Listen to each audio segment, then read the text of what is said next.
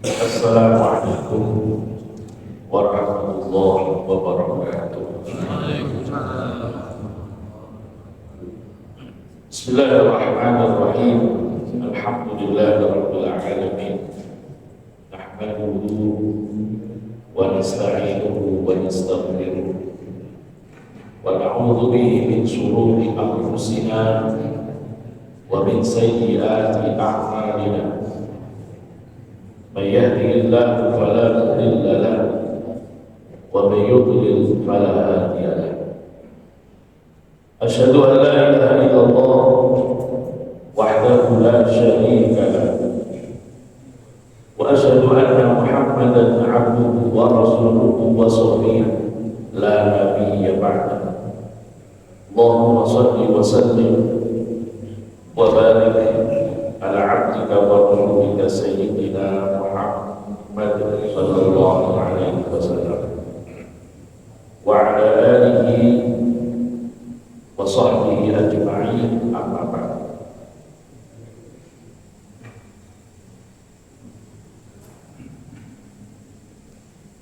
Hadirin jamaah rahmatullah, pertama-tama marilah kita panjatkan puji syukur kita kepada Allah Subhanahu wa taala. Alhamdulillah, pada malam hari ini dan pada pagi hari ini kita diberikan nikmat hidayah oleh Allah Subhanahu wa taala sehingga kita dapat menunaikan sholat subuh berjamaah, dan semoga seluruh ibadah kita diterima oleh Allah Subhanahu wa taala. Amin ya rabbal alamin. Shalawat serta salam semoga selalu diberikan kepada junjungan kita baginda Nabi Muhammad sallallahu alaihi wasallam.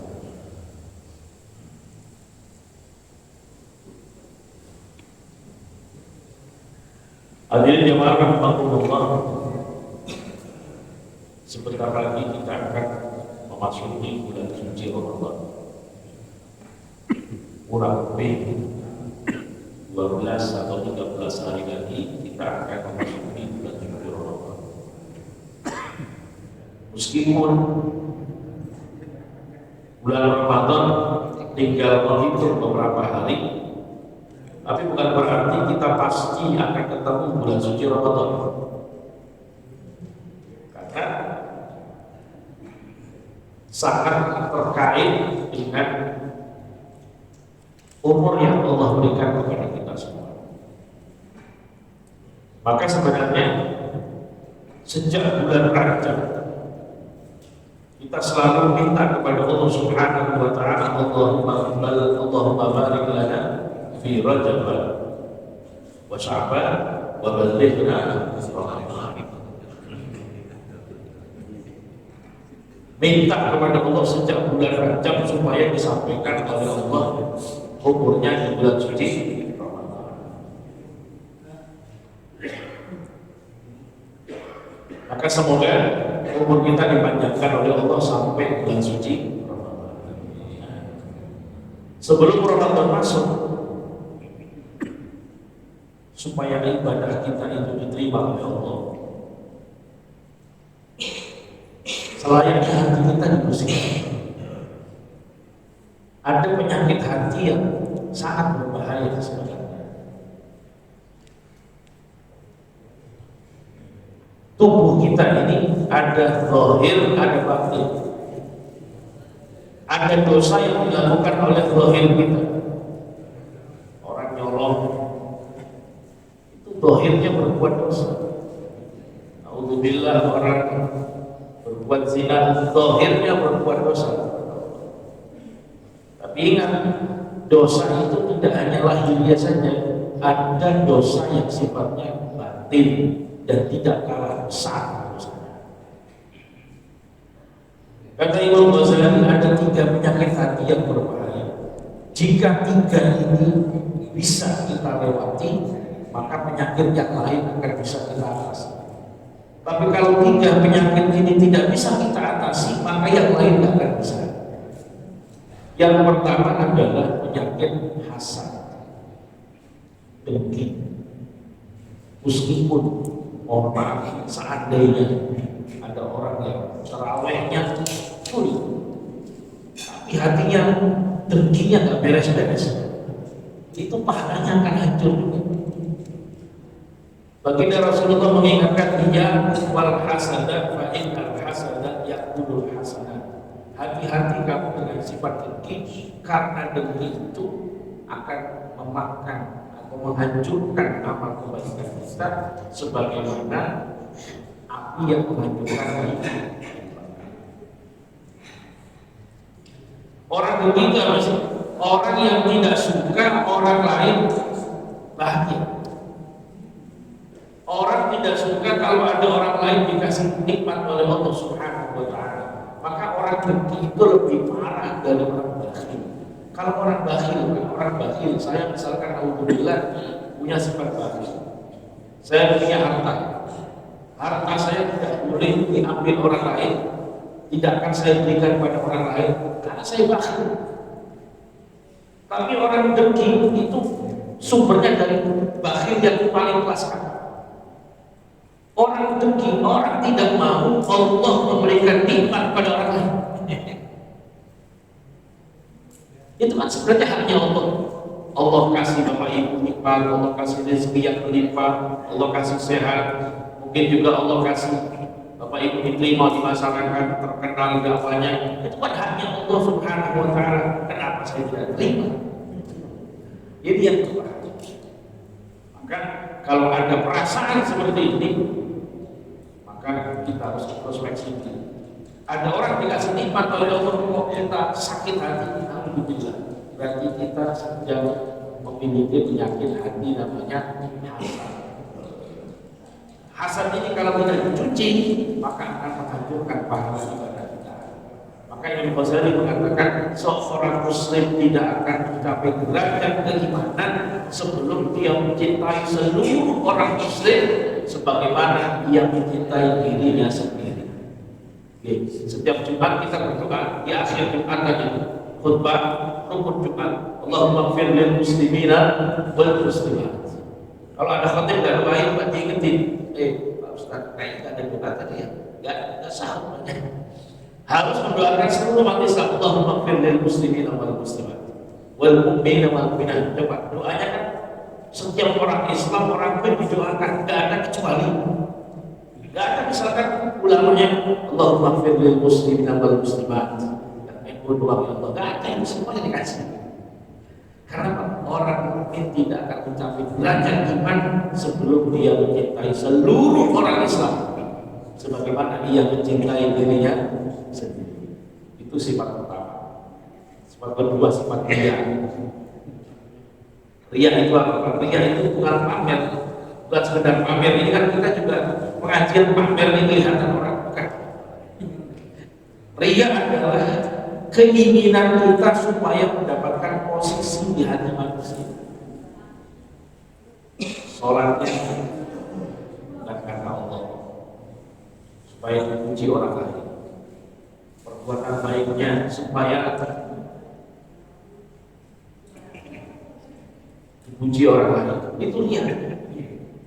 Baik ibadahnya sembunyi-sembunyi atau ibadahnya terang-terangan, kalau memang ada niatan dipuji orang lain, dihormati manusia, berarti dia telah berbuat riya. Dan riya ini berbahaya.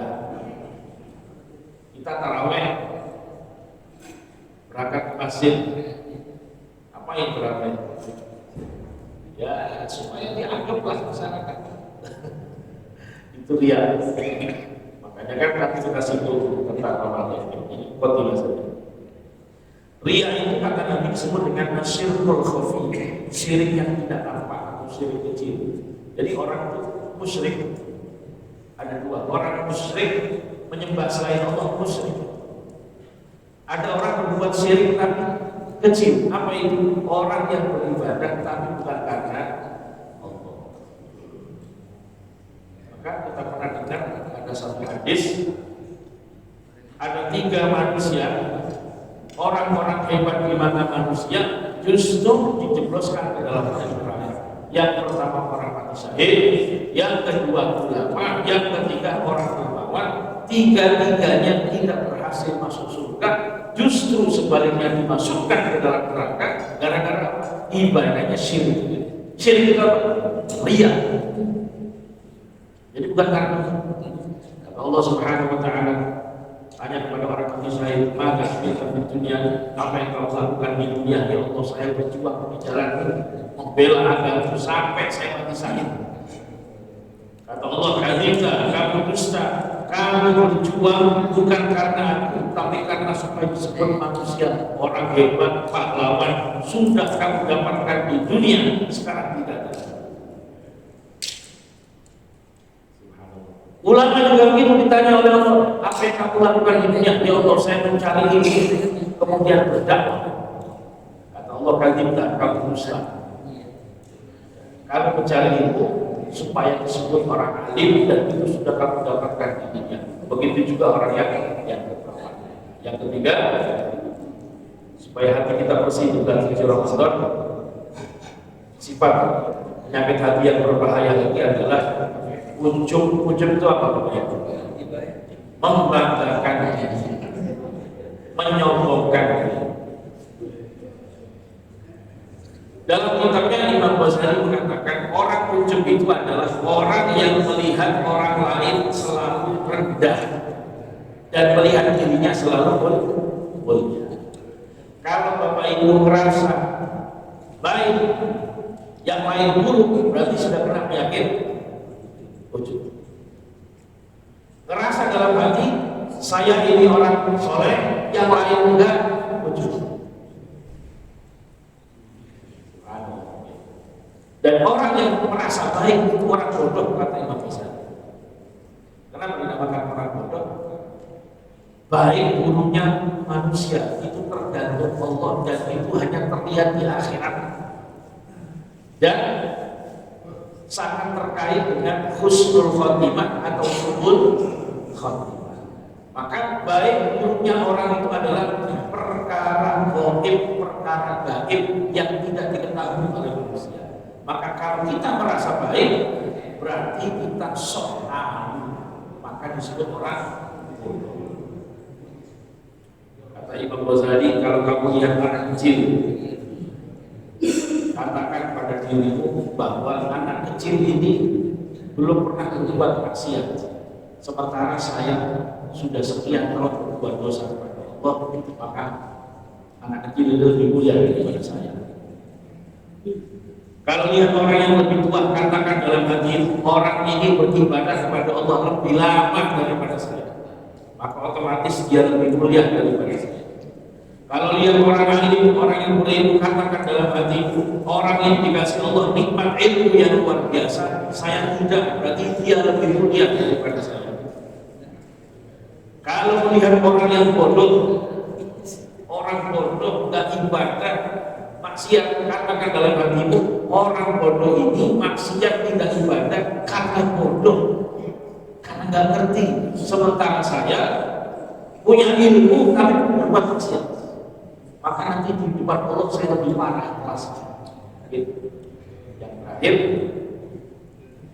kalau kamu melihat orang non muslim,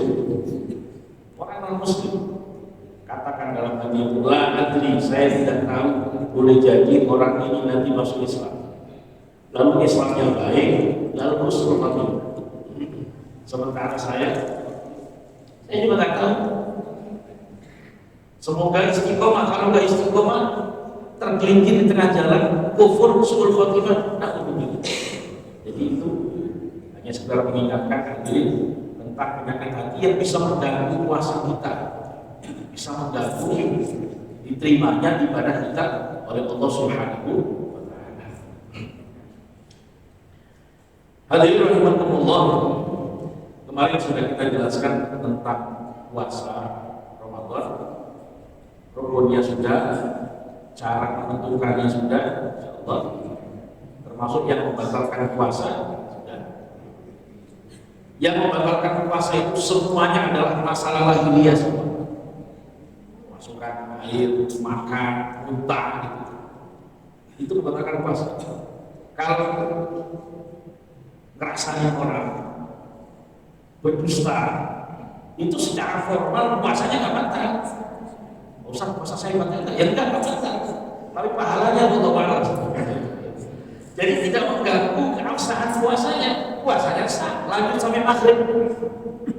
Tapi kualitas puasanya yang dipertanyakan. Ibaratnya orang sholat Bapak Ibu, takbirnya benar, Fatihahnya benar, rukuknya benar, sujudnya benar, tahiyatnya benar, tapi nggak khusyuk dari awal sampai akhir. Yang dipikirin makan baik. Sah nggak sholat? Sah. Parahnya, wallahu a'lam, jangan tanya. Jadi jangan salah paham. Seluruh yang membatalkan puasa itu masalah fisik semua, bukan masalah berbohong, berdusta. Itu sisi pahala, bukan sisi membatalkan puasa.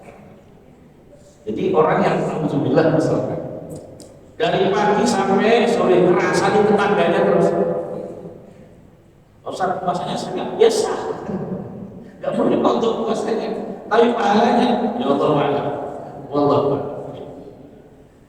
Orang puasa tapi cara nyari duitnya haram terus, korupsi misalnya. Ustaz puasanya biasa, dia udah nggak makan dari sehari, puasanya sah, tapi Allah alam ya pahalanya. Jangan tanyakan, itu urusannya Allah. Nah, hadirin rahimahullah, dalam bulan suci Ramadan ada namanya Qiyamul Ramadan, yaitu sholat tarawih. Saya bacakan fatwa yang ada di dalam buku Imam Syafi'i. Sholat tarawih hina tusra'u fi Ramadan khasa wa tusannu lahu jama'ah wa tusibu furada. Sholat tarawih itu hanya dikerjakan di bulan suci Ramadan dan disunahkan jamaah, tapi sah dikerjakan sendiri-sendiri.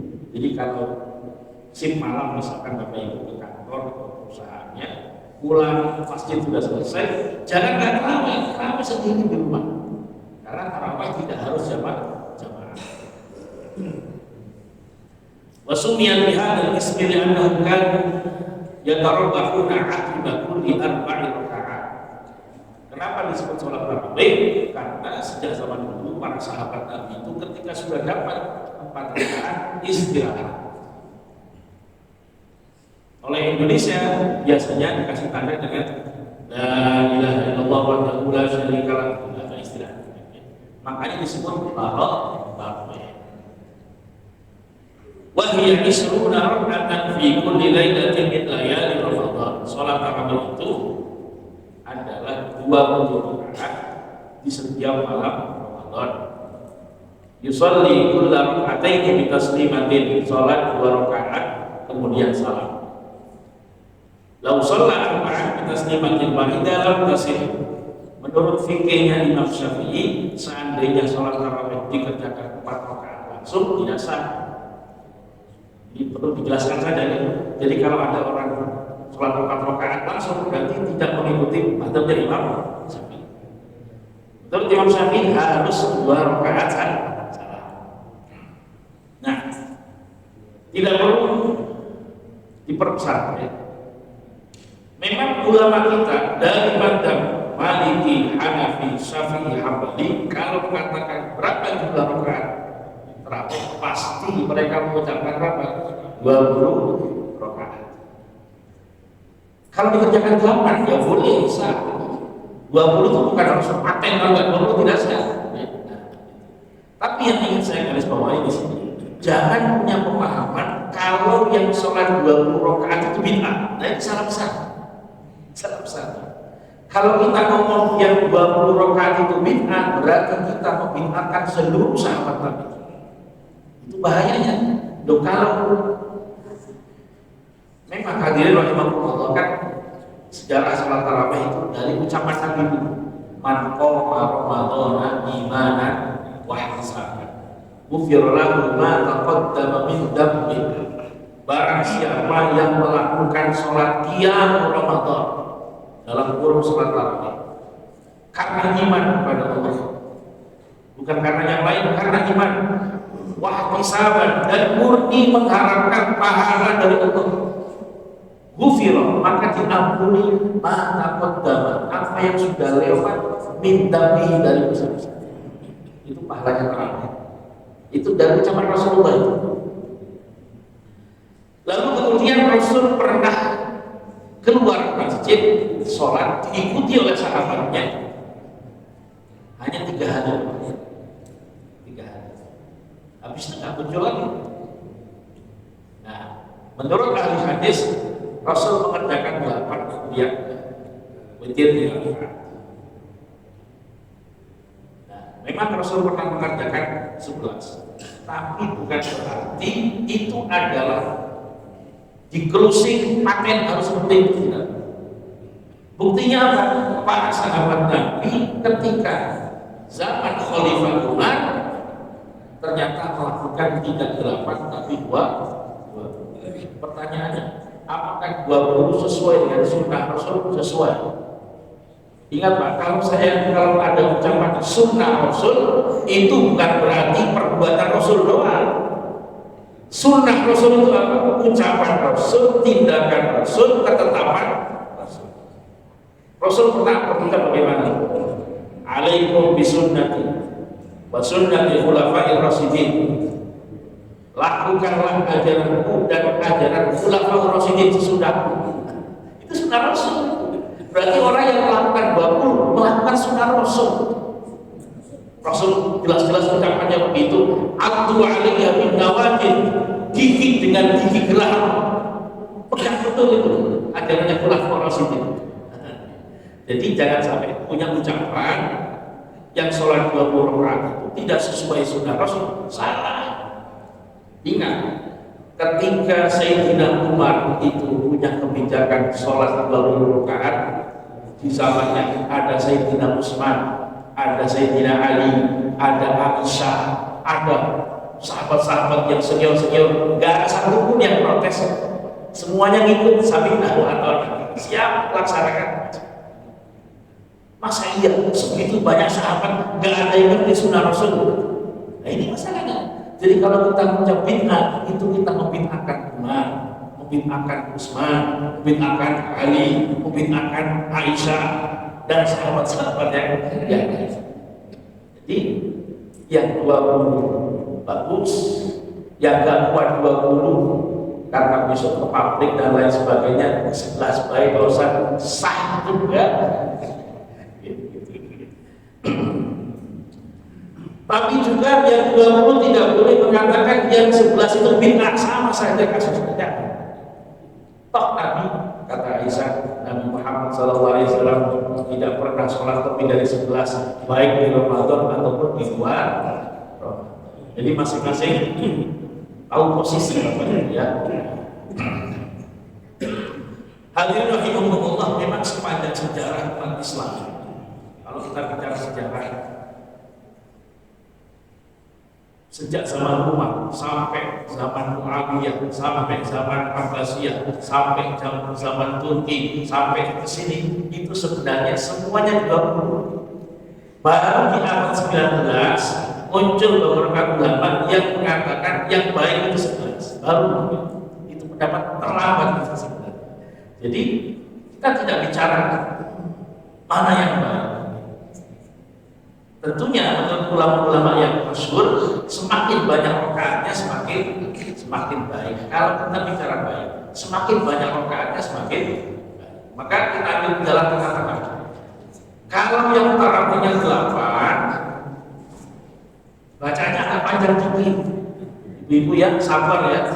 Kalau imamnya agak panjang, sabar. Karena apa? Karena kita milih yang 8. Karena ibu-ibu ini udah pilih 8, pengennya cepat, nah susah itu.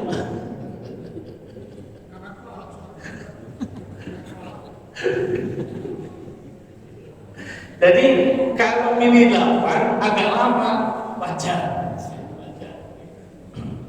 Justru kalau Imam Maliki memfatwakan apa? Imam Maliki mengatakan selayaknya 20 itu hatam satu Al-Quran selama 30 hari. Waduh, barisan kalau ini. Jadi kita ukur masing-masing diri kita. kuat 8, 11 kerjakan, jangan sampai enggak. Ya, jadi sesuai kesepakatan jamaah saja mana yang diambil, mau ikut fatwanya seluruh atau mayoritas ulama 20 boleh, kalau ingin separuhnya ya boleh 11 gitu. Nah, hadirin rahimakumullah, di masyarakat kita ada yang 20 rakaat, 2 ada yang 11 itu ada yang 2 ada yang 4 3. Kalau mazhab Syafi'i jelas tidak memperbolehkan 4. Lalu ada nggak ulama yang memperbolehkan? Mungkin hanya ulama Abu Hanifah, hanya Imam Hanafi yang mengatakan 4 itu boleh, tapi yang afdol kedua. Yang afdol kedua. Jadi yang 4 itu kita tidak menyalahkan, kita hanya menceritakan pendapat ulama-ulama dulu. Hampir mengatakan kurang bagus, yang bagus 2, meskipun 11. Lalu hadis Nabi itu bagaimana? Sholat 4, kemudian sholat 3. Nah, ucapan Aisyah itu kan menceritakan Sayyidah Aisyah, Siti Aisyah mengatakan Nabi itu sholat 4 rakaat, kemudian 3 rakaat. Pertanyaannya, 4 rakaat itu 4 rakaat langsung atau 2? Jadi masih butuh ditafsir ini, oke? Masih butuh ditafsir. Ternyata para sahabat Nabi itu ketika tarawih zaman dulu gak ada 4 sampai 20. Kemudian di dalam Sahih Muslim, Aisyah mengatakan Nabi Muhammad SAW sholat 11 rakaat antara ba'da isya sampai subuh dan salam 2 kali, salam setiap 2 rakaat. Jadi kata 4 itu masih butuh tafsir lagi. Itu kata para ulama kita. Nah, ada juga yang tetap kekeh 4 rakaat karena melihat pokoknya redaksinya begitu ya sudah.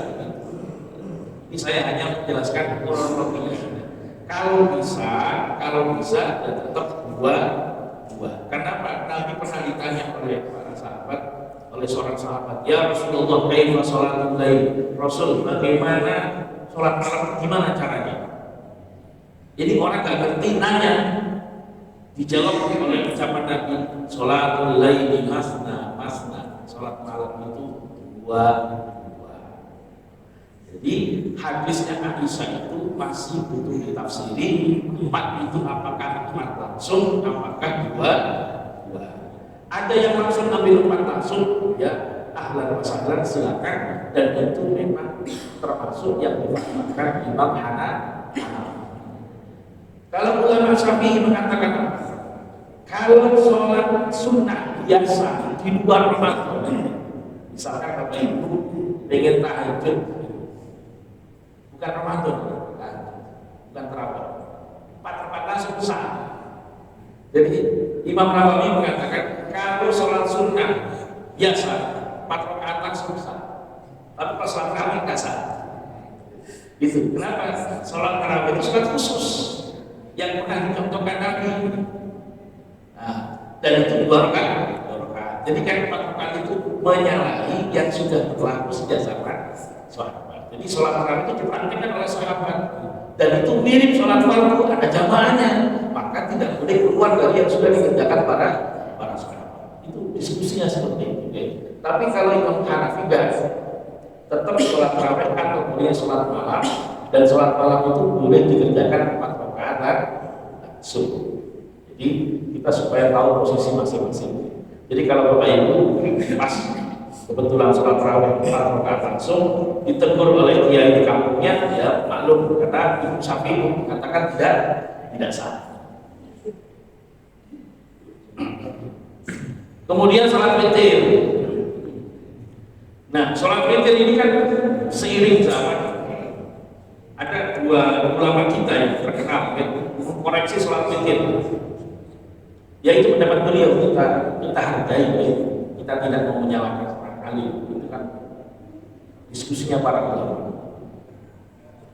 Beliau di beberapa kajian beliau mengatakan itu gagal paham itu orang yang witir 3 rakaat, 2 dulu baru 1. Tapi hadirin rahimakumullah, menurut ulama Syafi'i, berarti Hanafi juga, Imam Ghazali juga, para imam-imam itulah. Sholat witir itu minimal 1 rakaat. Minimal sempurna, bagusnya paling tidak 3 rakaat. 3 rakaat itu yang paling bagus menurut mereka 21. Jadi itu biarkan diskusinya para ulama. Bapak nggak usah ribut. Islam kata Imam Nawawi itu lebih bagus kok. Kata Ustaz ini ya silakan. Bapak tahu ini Ustaz itu atau itu Imam Nawawi ya silakan. Jadi kenapa? Ada hadis Sayyidina Ibnu Umar mengatakan Rasul itu memisah antara syafa' dan witir. Syafa' itu yang 2 rakaat, witir yang 1. Itu yang digunakan tadi. Meskipun madhabnya Imam Hanafi itu nggak ada sholat witir kemudian 21. Imam Hanafi itu langsung 3 rakaat. Dan dalam madhabnya Imam Hanafi sholat witir itu persis kayak sholat maghrib. Sholat witirnya persis kayak sholat maghrib. Berarti witir 3 rakaat itu ada 3 cara sebenarnya. 21 kayak yang berlaku di Indonesia, yang itu difatwakan oleh ulama-ulama Syafi'i. Yang kedua yang berlaku di madhab Hanafi seperti maghrib persis duduk ada tasawuf awal. Yang ketiga adalah yang sering dipraktekkan kita ini udah berubah jadi di beberapa masjid langsung 3 nggak pakai tasawuf awal. 3-3-nya boleh kalau itu. Bahkan Imam Madhab Syafi'i juga mengatakan boleh 3-3-nya boleh, cuma mereka memilih yang afdol itu 2. Nggak usah ribut. Yang ribut itu kalau nggak witir. Nggak witir ribut-ribut. Nah, kalau kita kembalikan kepada ilmu akan selesai sendiri Pak Yoga. Itu kan diskusinya para ulama. Ya sudahlah, kita mau perang apa mengikut saja yang mana.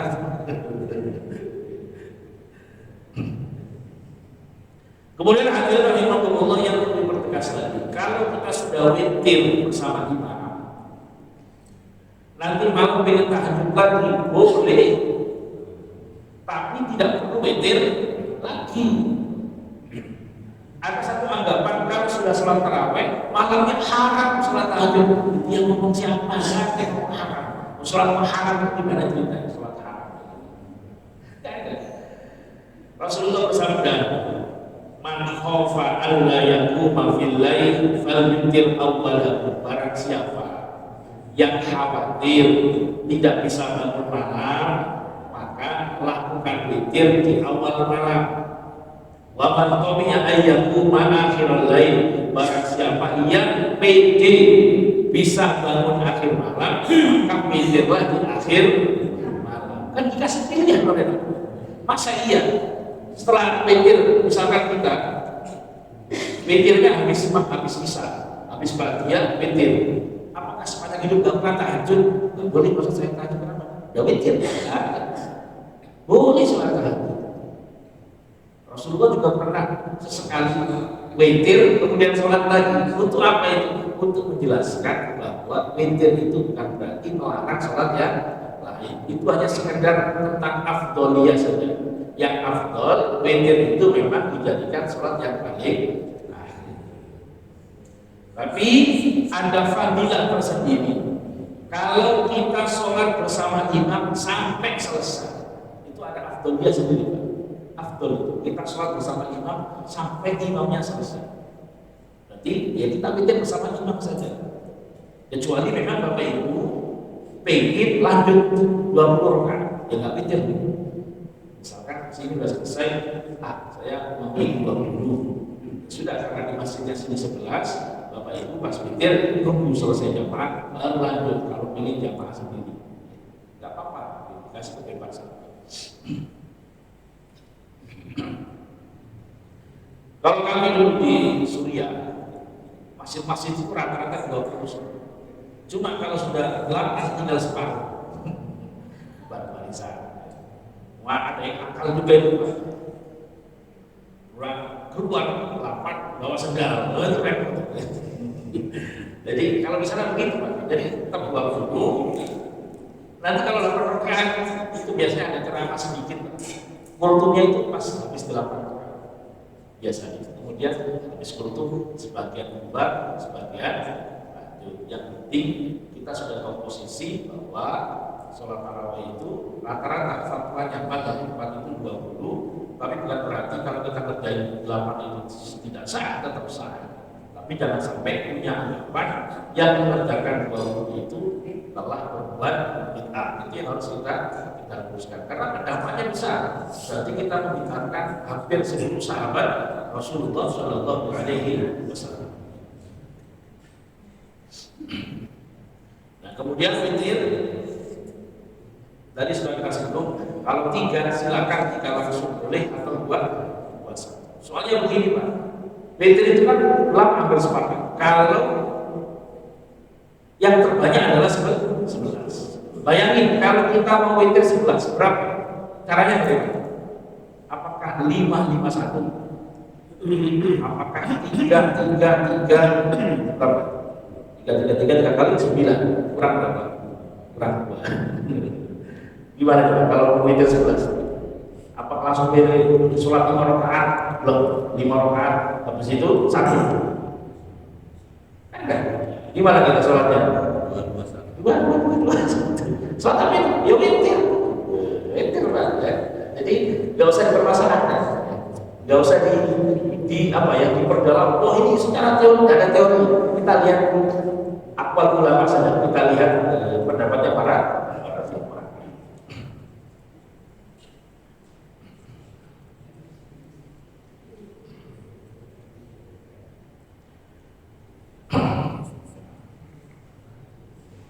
Mungkin sampai di situ dulu hadirin rahimakumullah.